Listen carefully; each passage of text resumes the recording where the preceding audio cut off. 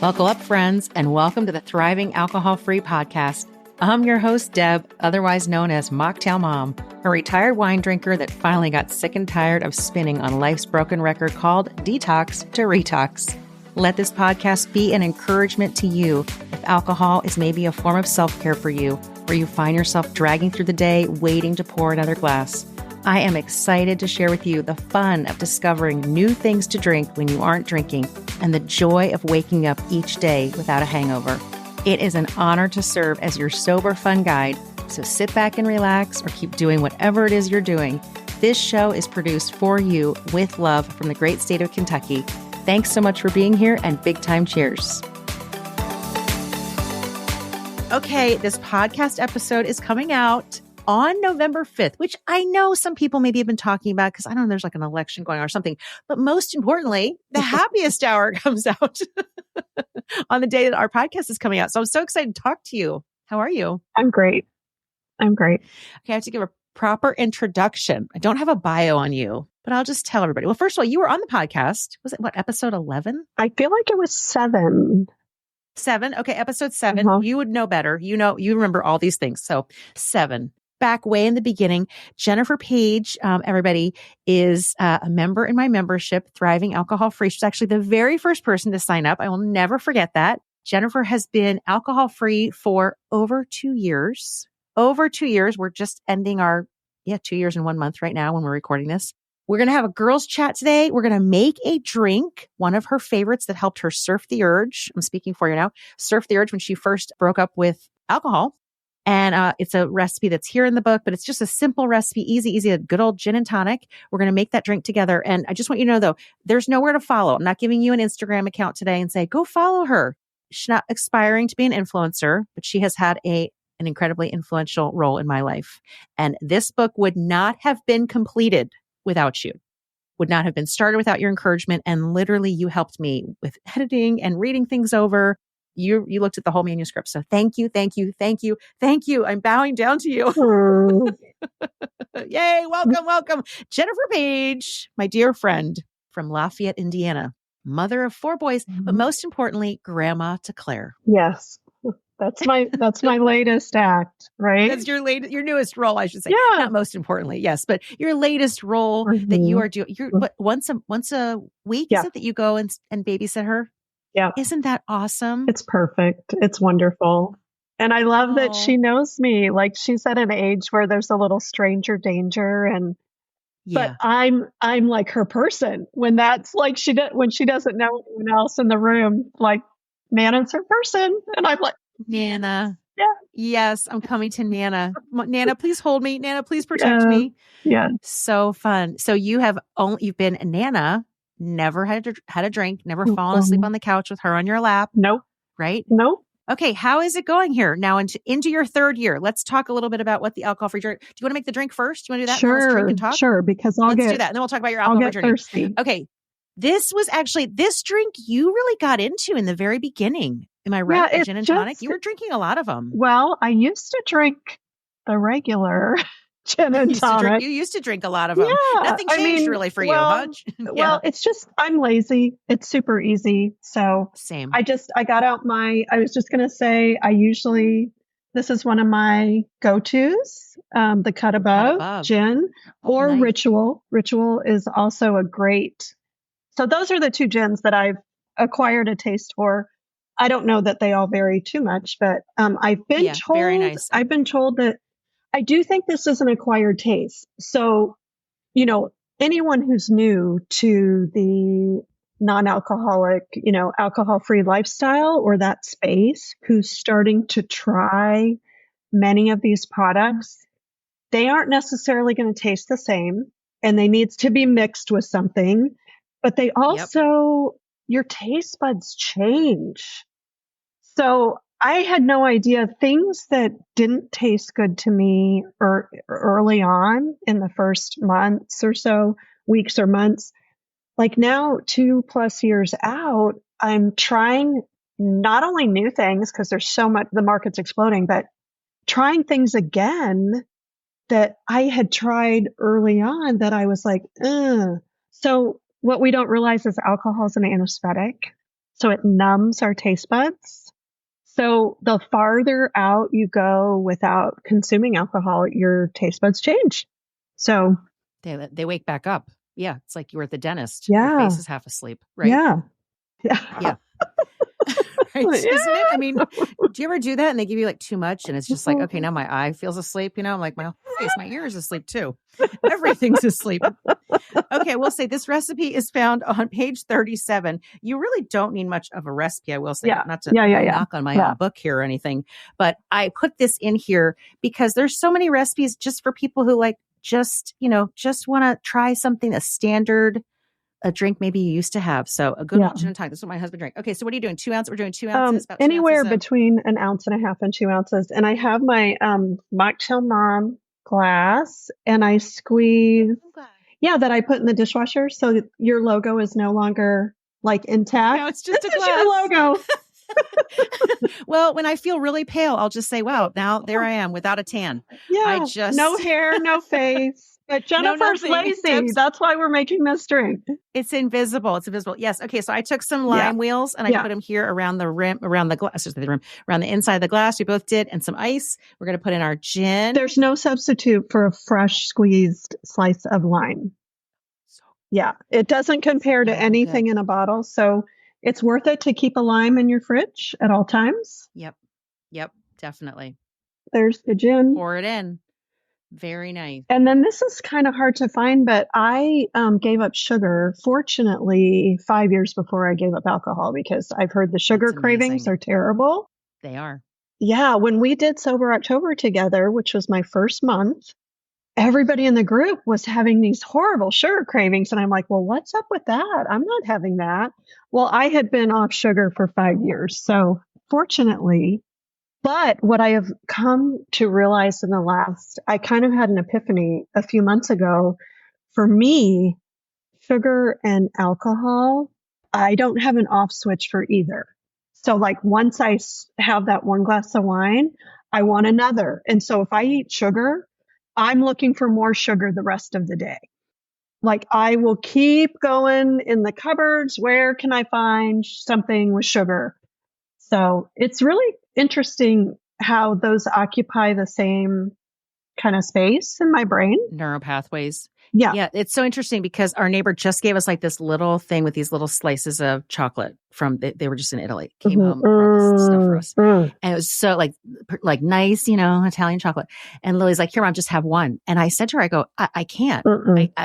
If I have one, I will eat the whole sleeve. Like, I'm not trying to be funny. I was like, no, I'll eat 7 of them. I can't stop myself.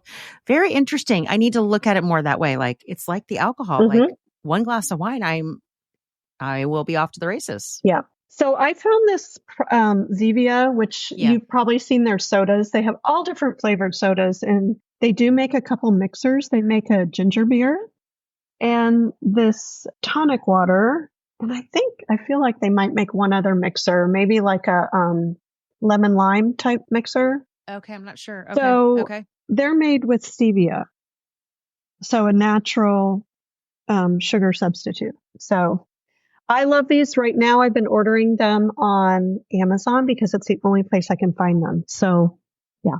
Okay. I need to order those. I'm using Betty Buzz, which is made with agave syrup.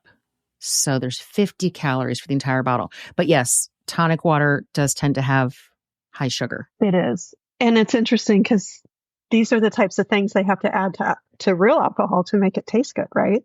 Because it's like yes. Yeah.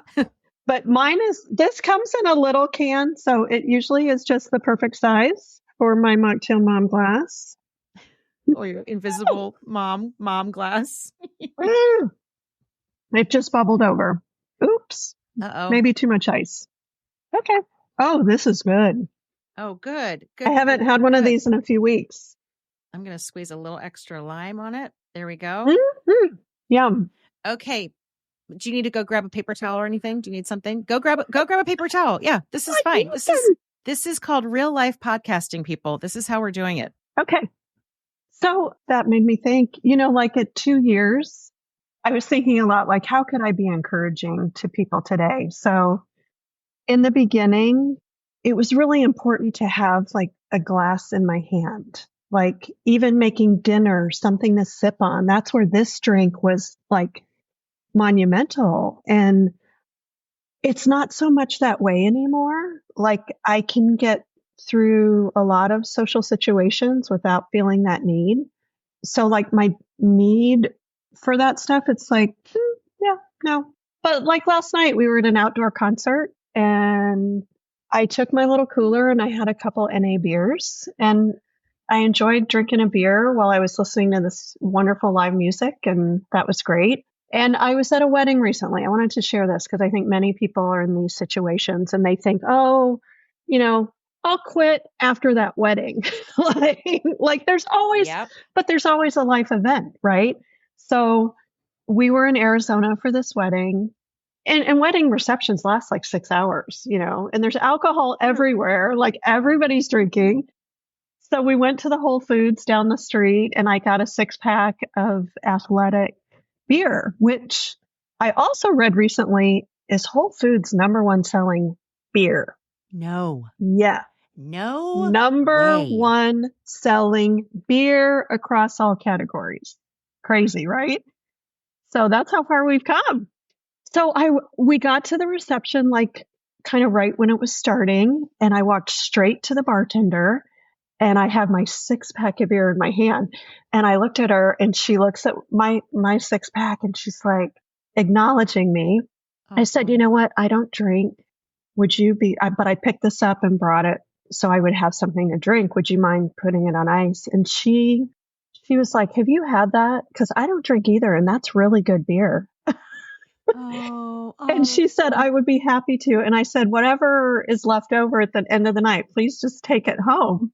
But it's like there's ways to feel like you're part of the celebration, and it's going to get easier and easier as time goes on.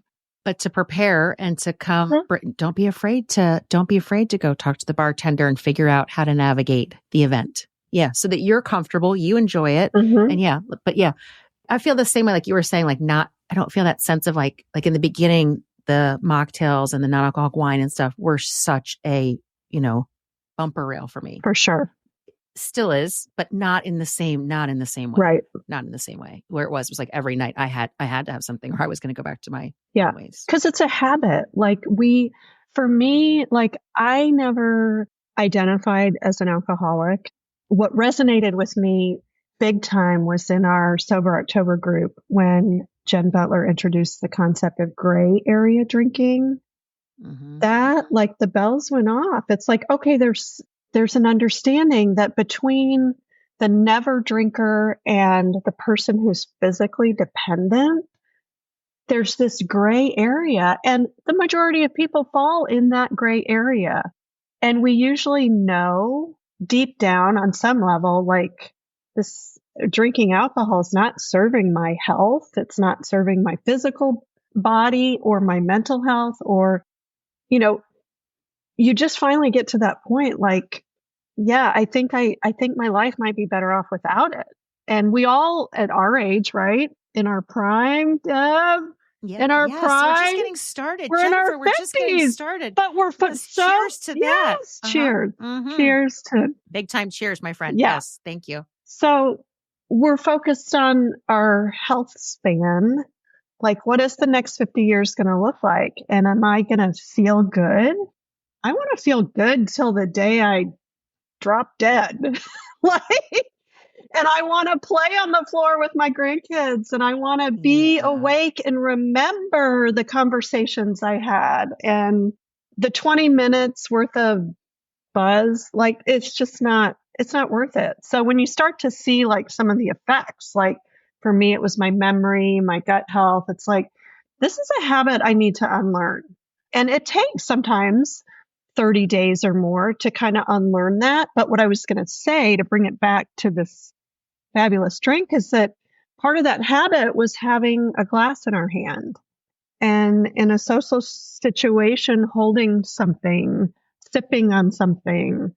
Like it's all tied up in that habit. If it's cooking dinner and sipping your glass of wine, or having a substitute, for me was critical. I don't think I would have succeeded without it. For sure. I feel the same way. For sure. I feel the same way. If I had been told, which I know, and I know for many people, this would be a trigger, having mocktails or having like a non-alcoholic gin. Obviously, don't drink it if that's the case. But for me, I know if I had been told, you can't have that, you can't have non-alcoholic wine, that's going to make you want regular wine. For me, did the exact opposite. It made me it helped me not want the regular stuff. Right. Yeah. And the alternatives just keep getting better and better. So I'm like looking at all this money I'm saving. And then I'm like, ooh. Well, we're not saving any money. What? Who's saving money? I'm buying all this stuff. Are you saving money? I mean, companies do send me stuff, but I do buy stuff. I buy a lot of stuff. Yeah. Yes. Yeah. There's a lot. Maybe not. Yeah. And you live in the town of like a great non-alcoholic bottle shop that makes it nice. Like the standard for an NA bottle shop. I mean, I agree. It's called I agree. Generation NA. If you have not heard Deb talk about it, or follow them on social media, because he's okay. Follow them. Don't follow Jennifer. Yeah, don't follow She's me. Private. Her account's private. Yeah. She doesn't want to know you. She only has a few friends. I don't know how I got in on that club. I influence nobody. So shut up. You are very influential. You're just not on social media. Very influential. Watch out if you're on her bad side, people. Seriously. Yeah.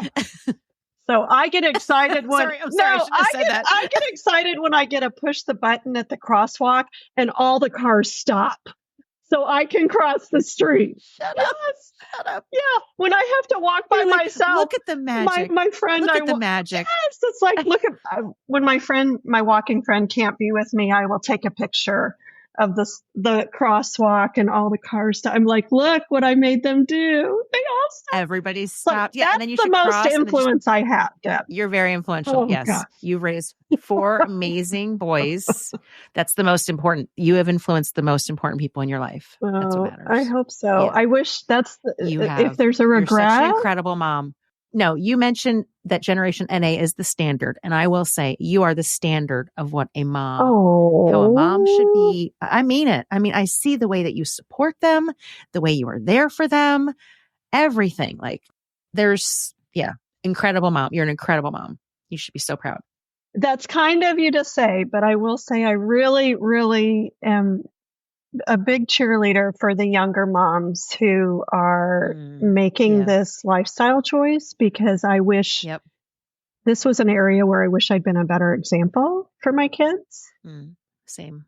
Yeah. I wish I'd done it sooner. Yeah. And there's a gal in our membership, right? Melissa, she's got babies, young ones. Got a baby and a toddler. Yeah, babies. Mm-hmm. Yep. Doing it very young. Yeah. Yesterday I chatted with Mocktail Girly. We recorded together for the Mocktail Summit, and she has a baby who's about to be a year old. And to see the younger generation making these choices now, raising their kids without alcohol, is incredible. Yeah. Okay, as you guys know, I love Gießen 0% wines. Their Sauvignon Blanc is my go-to on a regular basis. They recently launched a delicious Sparkling Brut 0%, which is quickly becoming a fan favorite. I am so proud to have Gießen as the exclusive non-alcoholic wine sponsor of the Thriving Alcohol-Free podcast. Gießen 0% wines are created through the magic of advanced spinning cone technology to remove the alcohol from their full-leaded wines. The award-winning winemaker Duncan Schuler and his team have done wonders in Marlborough, New Zealand by creating an entire family of 0% wines with all the flavor and deliciousness you expect from traditional, quote, full-leaded wine. Their non-alcoholic wines maintain the aroma and the body to create a low-calorie wine that never contains more than 0.5 ABV. Globally available, look for Gießen 0% wines wherever you shop for your non-alcoholic options. Their family of alcohol-free wines include the most effervescent member of the family, the Sparkling Brut 0%, which is absolutely delicious for any celebration. My personal favorite, although I do love them all, is the Sauvignon Blanc, coming in at only 100 calories for the entire bottle. And not to be missed, the other members of their 0% family, the Riesling, the Premium Red Blend, the Rosé, the Pinot Gris. With Gießen 0% wines, there's a de-alcoholized wine for everyone and every occasion. Give Gießen a try and let me know how much you love it. And if you want to meet their winemaker, go back to episode 33 of the podcast, where Duncan Schuler joined me to share about the Gießen story. Okay, so 3 years in, 2 years, now you're into your 3rd year of alcohol-free living. And you don't use the word sober, even though I know you are sober. Mm-hmm. So do you describe yourself, do you tell people you live an alcohol-free lifestyle? How do you describe it? And why? Can I ask you why no sober? So that you don't love that word? Is that okay to ask you that? Oh, of course. Yeah. I don't know. The word sober for me, like, sort of implies that when I was drinking, I was like, what's the opposite of sober? Like trashed, like drunk, alcohol. I think it's part tied up in that word alcoholic, which was such a hurdle for me because for so long I couldn't even fathom, I could not wrap my brain around people who don't drink are alcoholic. Like that is what I thought. And that is what our culture is, you know, someone hears you say you don't drink, they kind of look at you sideways like, oh, she's got a problem. Yeah. Yeah. Yep. Or, you know, she must have hit rock bottom or, you know, it's funny because I have a friend in book club and I only see her a couple times a year, but I saw her recently and she's like, are you still not drinking? And I'm like, yeah. And she's like, and that's just like for your health, right?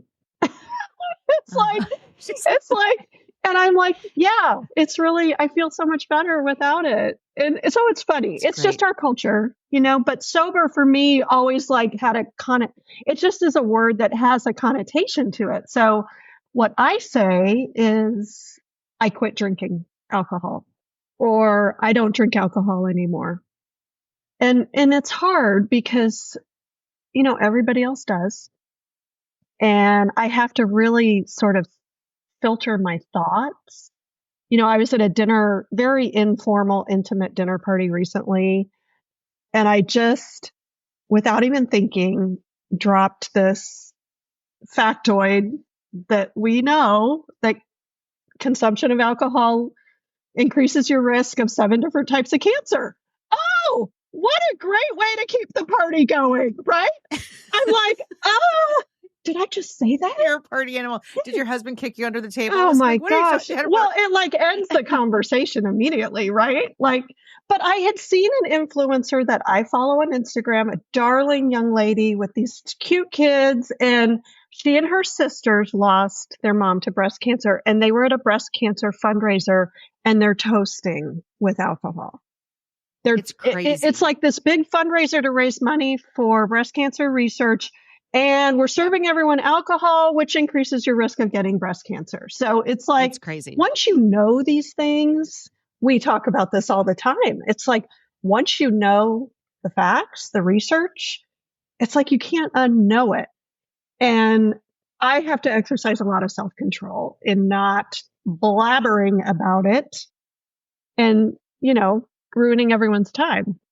So it's like when you go to Panera Bread, you're telling them how much sugar is in that roll they're about to eat. Well, the girls at the coffee shop, they know to get out the little carton of heavy whipping cream for me to put in my coffee because that has no sugar.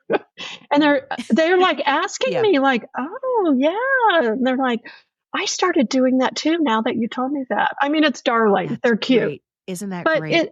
Isn't that great? It's hard not to want to share, especially with the people you love the most. It's hard for me with my adult sons. They're great. And I will say there's one thing I wanted to share because early on, I think I told you this early on, my 25-year-old said, Mom, not drinking is like your superpower. He's like, gives me chills. He's like, that's amazing. Seriously. Because I'm trying to have a conversation with him on 3 different topics at the same time. He's like, okay, slow down, Mom. Like the energy level goes up, right? The brain's firing on all cylinders after being a little underperforming for a while. So you were underperforming. Now you're overperforming. He's like, I love that. Yes, it is your superpower. Yeah. But it can be that for everybody. And I know it's hard in the beginning because unlearning a habit's hard. So Rachel Hart taught me in her program. I did that a couple years before your program. She's great. She's great. And in her book, like the lower brain seeks pleasure. And that's where like the habits are. So you have a bad day, someone hurts your feelings, like whatever's going on. If you train your lower brain to go pour a glass of wine and numb it out, it takes a while to unlearn that. So, but it's doable. We can do it. And we can do hard things. That's the other thing she talked about was have a mantra. I think it was her. Like have a mantra. And I had this little mantra. I typed it up and it was on my phone and it said, I can do hard things. So that's like kind of a mindset thing. No, that's so good. And right. And okay. So yes, it's hard to stop drinking, Mm-hmm. but it's also hard to keep drinking. It's hard to wake up with a hangover. Yes. It's hard to try to piece together what you said the night before. I mean, so they say, well, choose your hard. And this especially once you get through the very beginning, this is a much easier hard. Yeah. And now it's a dream. This is a dream life. Oh, it's the freedom. It's a dream. There's I never no imagined. comparison really, because for me, it wasn't like I was drunk and not remembering conversations. I would have a couple glasses of wine, have a conversation, and the next morning, my husband, my son, whatever, like, do you remember we talked about this last night? And I'm like, oh shit, did we talk about that? Did we talk? And then you're like trying. I remember. Yeah. I feel like nothing bad has happened in my life since I stopped. Like, I don't mean nothing bad's happened in my life since I stopped drinking. Obviously, bad things happen. You know what I mean? Like, because I stopped drinking, only good things have come into my life from stopping. Well, you don't have regrets. Like there's right? No, I think it's like you don't have regrets about life is hard, right? And so how you react to things that happen in life are different when you're feeling fuzzy and tired, and like all of the effects that alcohol has on us physically and mentally. We now know from research. Thank you, Andrew Huberman. Listen to that podcast. Like all those things affect how we respond to the things that are happening in our lives, right? So when you're firing on all cylinders, like when you're thinking clearly and you don't have all the wires getting crossed, you are much more capable of dealing with whatever comes your way. You know, I have a friend who's just experienced a tremendous loss in her life. And the first thought I had was, I am so grateful she's not a drinker. Like she doesn't drink at all. It's just, I think it's how we respond to what happens, right? And we're much more capable of making good decisions, treating people the way we want to treat people, like all of it. So it's more about, like, for me, it's like, I'm not going to have regrets about how I've handled things or how I react to things. Whereas before, it was like, oh, that was the wine talking that night. Yeah. Saying that to someone, whatever. Or not even maybe the wine that night, but the way it made you feel the next day when you had to deal with something the next day. So it's, for me, it's like, it feels like a superpower. I love that he said that to you. Yeah. And I think he's the one of my boys that like has connected with me the most on this topic, as far as like, I'm really proud of you. And, you know, they saw Mama drink a lot of wine over the years, and maybe even picked me up once in a while from someplace. But it's better than I could have imagined. And if you asked me 2 years ago, 300 and what did I say? 700. I looked it up. I have a tracker. 760 days. If you asked me 760 days ago, if I would go 2+ years without drinking alcohol, I would have been like, I couldn't even fathom it. I couldn't imagine a world where I didn't drink, because that sounded so, like scary, like daunting, like what am I going to impossible? Drink? How am I going to have fun? How I relax? Yeah. I think like what you said, it is possible. It is possible. Yeah. And you and I were the exact same. Like I could not have imagined not drinking. Uh-huh. Like that's having a glass of wine. We're celebrating. We're having a glass of wine. We're having 2. Let's bring home the bottle. Let's go pick up more. Yeah. Like I look back, I was trying to clean photos off my phone the other day. And I got up to the COVID lockdown part of my pictures. 4 years in. Okay. Yeah. Like we thought it was funny because my grocery cart was all alcohol. Like it was how many bottles of wine and a case of beer. It was like, and we had over 21 kids at home. Sure. Yeah. You had, but I mean, you had adult children living with you, but 4 of us, but it was like, that was the big joke. Like, how do we cope with being locked in our homes and stuck? You know, we spent a lot of time outside, but still we did driveway drink. We were driveway drinking every afternoon. Same. Oh yeah. Meeting in the cul-de-sac in the neighborhood. Yep. And it's like, okay, this is how you cope. Well, when I look back at those pictures and I'm like, holy cow. Yeah. Yeah. Same. Things have changed. They have. Things have changed dramatically. They have. Yeah, it's so encouraging to read in the media about the statistics on younger people, and the younger generation is turning away from alcohol. I mean, I just think that's fantastic. I just sent my youngest off to college, and there's so much Yeah. worry, like, yeah, the culture on most college campuses is very focused on, partying and drinking. And I just always, pray. He's at a small college, so I think there's more guardrails there for sure than in a lot of places where you can kind of be anonymous and get lost and that kind of thing. So, but it is encouraging to see some of the statistics that we're seeing. Like the younger generation is not drinking as much. Some of the research that's coming out, I referenced the Huberman Lab podcast. I encourage everybody to listen to that. It came out, I know it was August, I think, of 22. You can find it on any podcast platform. It's is it Effects of Alcohol, or is that what it's called? Or it's Andrew, if you Google Andrew Huberman alcohol, that'll be the one that comes up. It was the most downloaded podcast of 2023 of any podcasts in the world. Yeah. The most downloaded. Incredible.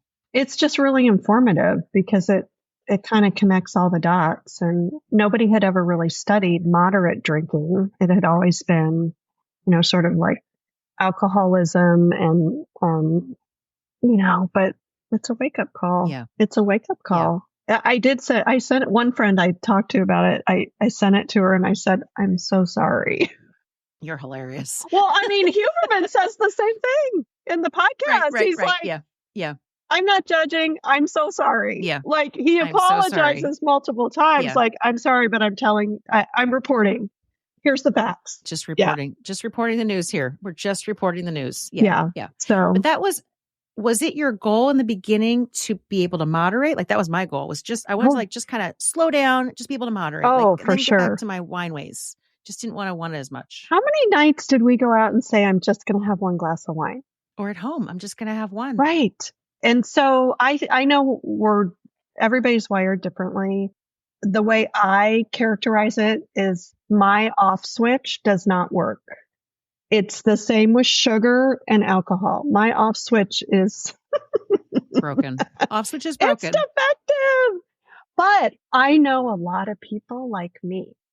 Now, I have friends who have an off switch. My husband totally has an off switch. Like they can take it or leave it. They can have one drink and be done. Like he was my driver for 30 years, my designated driver. I'm like, I'll cover the next 50. Like I'm in. Yeah. But it's interesting what you observe when you stop drinking, the behaviors that you observe in other people. And I can see there are a lot of people like us who don't have an off switch. And you can see that. And so I have to think like it's pretty prevalent. Absolutely. It's just, we all get challenges in our lives. And I just believe that like, this is one of my challenges. I had challenges with food all my life. Like it's not uncommon for women, right?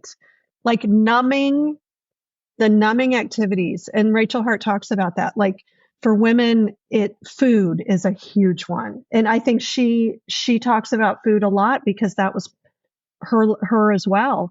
Food, alcohol. For some people, it's scrolling on Facebook. Yep. Binge watching Netflix movies, shopping. Like these are things that we use to numb what we're feeling in a lot of cases, or to, grease the wheels and make socializing easier too. But yeah, I really recommend her book too. It's a quick read, but yeah. I can't remember the name of her book. I'm looking on my shelf right now. Why Can't I Drink Like Everybody Else? Oh, her book's excellent. Yeah, she was on the podcast. I loved meeting her. I made a homemade cover for that book because I took it on a beach vacation and I was like embarrassed that someone might see it. So like the cover and the title, it said, why can't I drink like everyone else? So I went back to like my middle school days when we had to make homemade book covers for our textbook.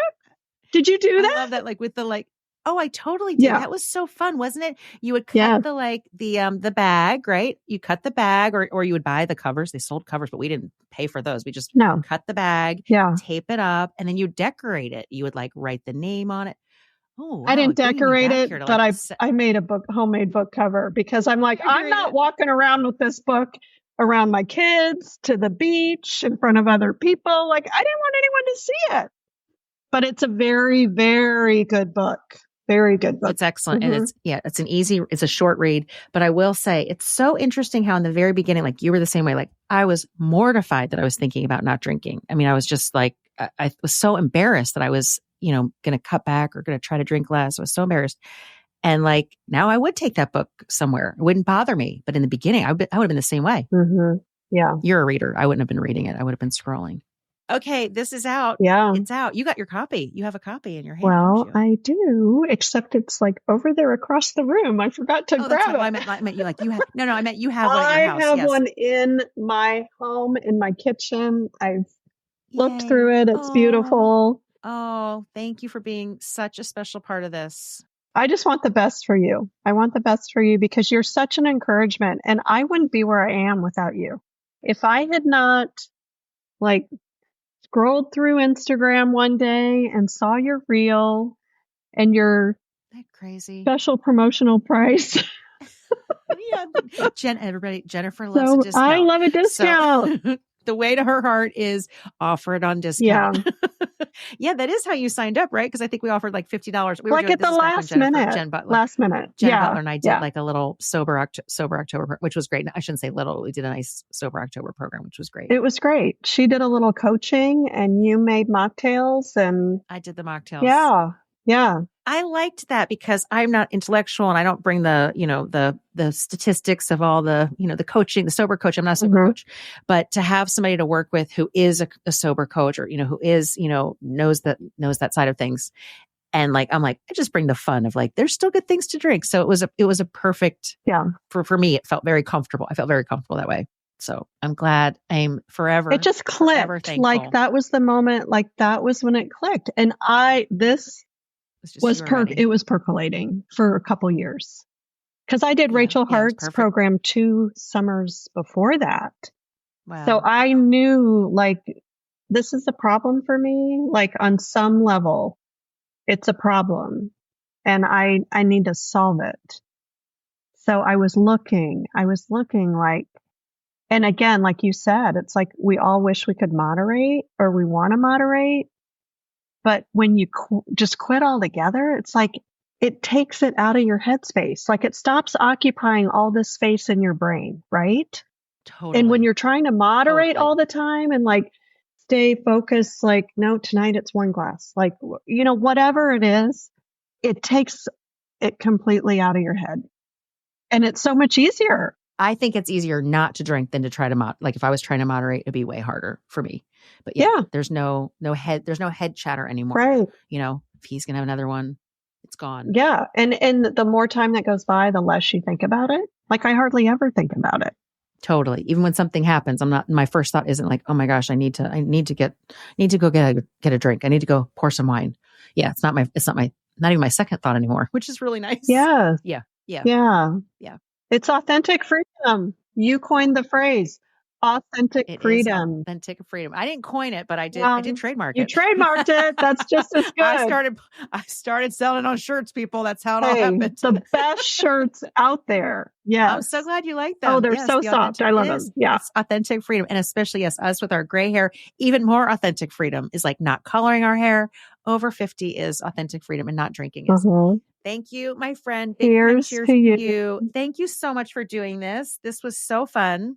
I just love you. You're the best. I'm so grateful for you. I'm so grateful that you're a part of Thriving Alcohol Free. You are such a special member and such a dear friend. And this book, The Happiest Hour, truly would not be here today if it was not for this woman. So there you go. Okay. Love you. Love you too. Big time cheers to you for tuning in to the Thriving Alcohol Free podcast. I hope you will take something from today's episode and make one small change that will help you to thrive and have fun in life without alcohol. If you enjoyed this episode and you'd like to help support the podcast, please share it with others, post about it on social, send up a flare, or leave a rating and a review. I am cheering for you as you discover the world of non-alcoholic drinks and as you journey towards authentic freedom. See you in the next episode.